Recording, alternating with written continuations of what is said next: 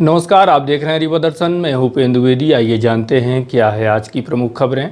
मऊगंज में हुई हत्या के बाद पुलिस ने मुख्य आरोपी समेत 5 लोगों को हिरासत में लिया। अधिकारी कर्मचारी संयुक्त मोर्चा द्वारा प्रदेश व्यापी धरना प्रदर्शन कर सौंपा गया ज्ञापन। स्थानांतरित किए गए जिले भर के 84 पुलिस कर्मचारी एसपी के आदेश पर किया गया है स्थानांतरण। और लापता युवक की संदिग्ध हालत में मिली लाश, परिजनों ने जताया आक्रोश। इन खबरों को आगे हम विस्तार से देखते हैं। मऊगंज थाना क्षेत्र के पन्नी पथरिया गांव में हुई हत्या की वारदात के बाद स्वयं पुलिस अधीक्षक राकेश कुमार सिंह मौके पर पहुंचे और घटना की गंभीरता को देखते हुए कई टीमें गठित की गई, जिसके द्वारा जिले भर में कई गांवों में दबिश दी गई और वारदात को अंजाम देने वाले मुख्य आरोपी सोनू साकेत उर्फ सोनू कबाड़ी के अलावा उसके एक और साथी रवि जायसवाल सहित 5 आरोपियों को गिरफ्तार कर लिया गया है। गत दिवस मऊगंज थाना क्षेत्र के ग्राम पन्नी पथरिया में अवैध कारोबार करने वाले सरहंग ने अपने कई साथियों के साथ शिकायत किए जाने की आशंका के बिना पर 14 वर्षीय किशोर चमन सिंह की हत्या कर दी थी। वहीं 2 लोग इस घटना में गंभीर रूप से घायल भी हुए थे। घटना के बाद पूरे गांव में तनाव का माहौल निर्मित हो गया, जिसे देखते हुए स्वयं पुलिस कप्तान राकेश कुमार सिंह ने मोर्चा संभाला और महज 24 घंटे के भीतर आरोपियों को गिरफ्तार करने का दावा किया। उसके बाद पुलिस टीम गठित कर आरोपियों की तलाश शुरू की गई और पुलिस को इस मामले में बड़ी सफलता भी हाथ लगी है, जहां महज 24 घंटे के भीतर ही मुख्य आरोपी समेत उसके 4 अन्य साथियों को हिरासत में ले लिया गया है। वहीं अन्य आरोपियों की तलाश की जा रही है। इस संबंध में रीवा एसपी राकेश कुमार सिंह से बात की गई तो उन्होंने कार्यवाही के संबंध में विस्तार से जानकारी दी।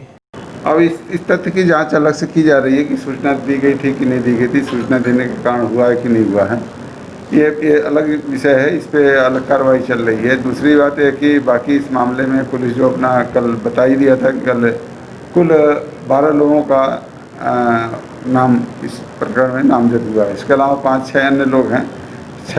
5-6 अन्य लोगों में एक व्यक्ति की पहचान हो गई है। हमने करीब 5 आरोपियों को पकड़ने में सफलता प्राप्त की है और एक अन्य आरोपी की तस्दीक कर रहे हैं कि वो घटनास्थल पर था या नहीं था। तो ये अपनी विवेचना बहुत तीव्र गति से चल रही है और इसमें कर रहे हैं। अगर इसमें कोई भी गलत व्यक्ति चाहे वो कहीं का भी इन्वॉल्व होगा तो उसके खिलाफ कार्रवाई की जाए।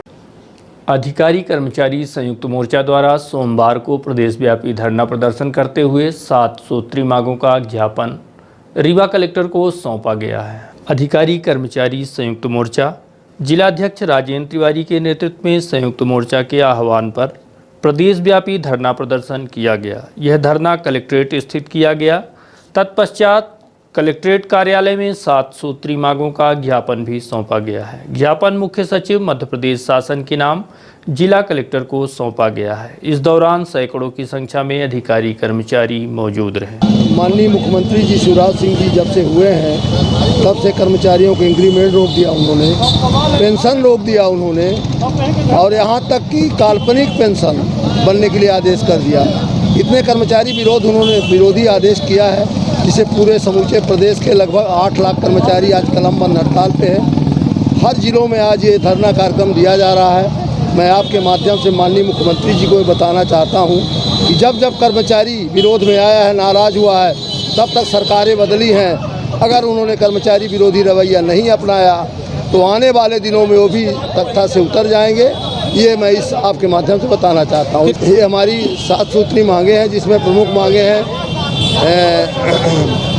हमारा महंगाई भत्ता दिया जाए, हमें 7वें वेतनमान का एरियर दिया जाए और जो हमें काल्पनिक पेंशन, काल्पनिक वेतन, ये सब नौटंकी शिवराज सिंह जी कर रहे हैं, इसको बंद करें और तत्काल कर्मचारी हित में काम करें। जो विधायक हैं उनको तो वेतन भत्ता सब मिलता है समय से, कर्मचारियों के लिए कुछ नहीं। ये क्या है?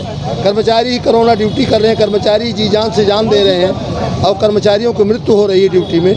इसके बाद भी शिवराज सिंह जी तानाशाही, बहुत गंभीर आंदोलन होगा, निश्चितकालीन हड़ताल होगा। स्थानांतरित हुए जिले भर के 84 पुलिस कर्मचारी जिले भर की कानून व्यवस्था को चुस्त दुरुस्त किए जाने पुलिस अधीक्षक कार्यालय से जिले भर के 84 पुलिस कर्मचारियों को इधर से उधर स्थानांतरित किए जाने का आदेश जारी किया गया है, जिसके बाद बाकायदा सहायक उप निरीक्षक, प्रधान आरक्षक समेत आरक्षकों की प्रशासनिक रिक्त पूर्ति के उद्देश्यों से नवीन पदस्थापना की गई है। यह आदेश पुलिस कप्तान राकेश कुमार सिंह के मार्गदर्शन में आरक्षकों के अलावा प्रधान आरक्षकों समेत सहायक उप निरीक्षकों की सूची जारी की गई है, जिसमें 84 पुलिस कर्मचारी इधर से उधर किए गए हैं। लेकिन ऐसा माना जा रहा है कि अभी भी बरसों से कई थानों में अंगद की तरह पैर जमा कर बैठे घाघ पुलिस कर्मचारी वहीं पर जमे हुए हैं। ऐसे में कई सवाल खड़े हो रहे हैं कि आखिर में पुलिस कप्तान के अलावा इन पुलिस कर्मचारियों का और कौन आका है, जिसकी वजह से ये एक ही जगह कुंडली मारकर बरसों से बैठे हुए हैं और एसपी भी इन्हें स्थानांतरित नहीं कर पा रहे हैं। लापता युवक की संदिग्ध हालत में मिली लाश, परिजनों ने जताया आक्रोश। मामला सुहागी थाना क्षेत्र। यह घटना सुहागी थाना क्षेत्र के ग्राम चंदई की है, जहां विगत 18 अगस्त को 22 वर्षीय युवक मुकेश अर्जन लापता हो गया, जिसकी संदिग्ध हालत में धान के खेत में लाश मिली है। वहीं परिजनों ने इस बात को लेकर नाराजगी जताई तथा पुलिस पर भी लापरवाही का आरोप लगाया। इतना ही नहीं, इस बात को लेकर गुस्साए लोगों ने हाईवे को भी जाम कर दिया, जिसके बाद मौके पर पहुंची पुलिस की टीम के समझाइश के बाद जाम खोला गया है। वहीं मौके पर पहुंची एफएसएल टीम द्वारा घटना की जाँच की जा रही है। सुहागी के चंदई गांव में एक लाश मिली थी। लड़का 18 तारीख को घुमा था, जिसके घूमने की रिपोर्ट 19 तारीख को दर्ज कराई गई थी। कल उसकी डेड बॉडी मिलने की आशंका सूचना मिली। सूचना मिलने पर बल गया। गांव के लोग जो है, परिवार के लोग जो है उसमें थोड़े से आक्रोशित थे कि इसकी हत्या की गई है। तो पूछा कि भाई क्या विवाद है, तो कोई विवाद नहीं, कुछ भी नहीं। हमने कहा जब तक पीएम नहीं होगा तब तक जो है कैसे पता चलेगा कि किसके साथ घटना क्या हुई है। तो इसके बाद वो लोग जो है चकाजाम करने का प्रयास किया। फिर उनको एक तरफ करके यातायात चालू कराया गया। आज पुनः जो है कुछ लोगों ने उस मौके का फ़ायदा उठाने की कोशिश की। पीएम के लिए डेड बॉडी जा चुकी थी, पीएम संभवतः हो भी गया है, तो वहाँ का समस्या निराकृत हो गई। सांसद के गनमैन की खुदकुशी मामले में परिजनों ने आशंका जाहिर करते हुए सोमवार को एसपी कार्यालय पहुंचकर मामले की निष्पक्ष जांच कराए जाने की मांग करते हुए इस घटना के पीछे जिन लोगों का हाथ है उनकी गिरफ्तारी करने की मांग की गई। गत माह 19 जुलाई को सांसद के गनमैन की लाश फांसी के फंदे में लटकती हुई देखी गई, जो किसी दूसरे के घर में पाई गई। घटना को माह भर बीत गए हैं, परंतु इस मामले में पुलिस अभी तक किसी निष्कर्ष तक नहीं पहुंच पाई है। इसी बात को लेकर परिजन एसपी कार्यालय पहुंचे और इस मामले में कई आशंकाएं जाहिर की और पुलिस कप्तान से मामले की निष्पक्ष जाँच कराए जाने की मांग। परिजनों का कहना है कि अनिल प्रताप सिंह यानी कि गनमैन को जिस घर में दावत के लिए बुलाया गया था, उसी घर में सुबह उसकी लाश फांसी के फंदे में लटकती पाई गई। इसके अलावा जिस तरह से फांसी में लटकती बॉडी का आधा धड़ जमीन पर रखा था, वह कई संदेह पैदा करता है। पटेल की हत्या हुई है, उसको जो फांसी का वो दे रहे हैं, जाकर कि फांसी लगा के मरा है। इसी के उसमें हम लोग 70 ज्ञापन दे रहे हैं। आज फिर से आए हैं कि भाई उसमें हत्या हुई है, इसलिए कि भाई जैसे दरवाज़ा पहले मेन दरवाज़ा है, फिर ऊपर भी दरवाज़ा, वहाँ सज्जे में जाकर फांसी लटकी। जब दरवाज़ा कोई खुला है तभी तो फांसी लगेगी ना। वो कोई दरवाज़ा खोले, उसको अंदर बुलाए, फिर उसमें को क्या खिला पिला दिए, कैसे क्या करके मर्डर करके टांग दिए। उनका घर संबंध में सामाजिक रिश्ता था, उनका भाई भाभी का सब रिश्ता था, उनका सामाजिक परिवार में कोई बयान नहीं दिया। पुलिस बस यही कह रही कि वो फांसी लगाया, आगे कोई कार्रवाई।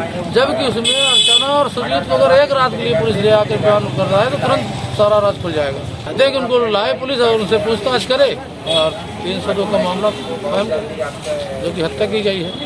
भरत प्रताप सिंह जोरी से मामला सर, मेरे भैया का मर्डर किया गया। वो अपने अर्चना सिंह जो है, वो हम लोगों परिवार की भाभी लगती, वो अपने घर बुलाई थी निमंत्रण के लिए, मक्का छापने के लिए, और खाना भी बोली थी यहीं खाना है। तो भैया सर ड्यूटी से आए वहाँ से, जनार्दन मिश्रा जी के यहाँ से।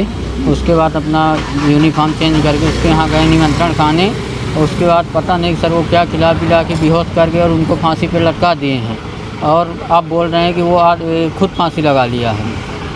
और सर इसमें पुलिस भी कुछ कार्रवाई नहीं कर रही है। पुलिस खुद हत्या को आत्महत्या करने में साबित करने में लगी है। हाँ, हम लोगों को सर बयान लिया, उसके बाद भी आज तक कोई कार्रवाई नहीं हुई, ना उनको उठाया गया ना उनका। हमने सर यही बयान में बोला कि ये जो हैं कि ये मारे जय सिंह और राम सजीवन सिंह, राम सिंह, रजनीश और अर्चना सिंह, ये बुला के और एक साजिश के साथ इनको मर्डर करके फांसी पर झुला गया है। तो सर ये लगता है कि इनका जो बड़े पापा थे रजनीश के और उनके बड़े भाई, बड़े पापा के लड़के और बड़े पापा, इनका भैया का हमारा पहले सर एक बार विवाद हो गया तो ये बोले थे भैया को तुमको मार देंगे, तो भैया भी बोले तुम मारोगे तो हम भी मार देंगे।